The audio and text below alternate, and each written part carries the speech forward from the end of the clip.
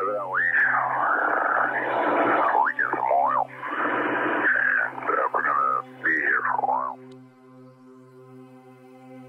Well, 25 years ago, 1989, the Exxon Valdez was a loaded single-hull supertanker loaded with Alaska North Slope crude oil, left the Valdez Marine Terminal, slammed full speed into Bligh Reef in Prince William Sound, ruptured 8 of its 11 oil cargo tanks, and spilled a minimum of 11 million gallons. And actually, we think it was probably 2 to 3 times that amount came out of the tanker.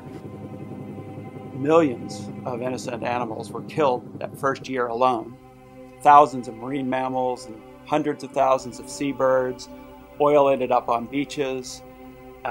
And the devastation, one Alaska Native elder later called it the day the water died. And essentially that was very, very apt in that every organism that interacts with the sea surface was affected in some way, most fatally. It was a horrible, horrible sight to see. 25 years later, most of the injured wildlife and fisheries populations and habitats have not fully recovered. 25 years later.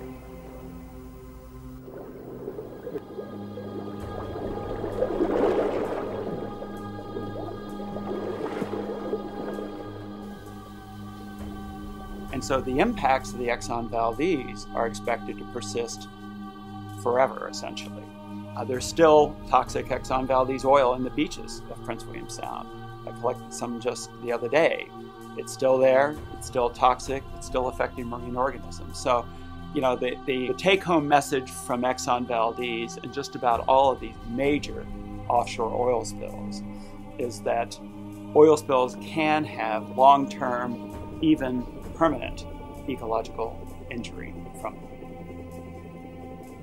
You know, this question about whether oil drilling, offshore oil drilling, can be done safely in the Arctic has been asked for the last 10 or 15 years by a lot of people, increasingly so now. The answer is no, it cannot.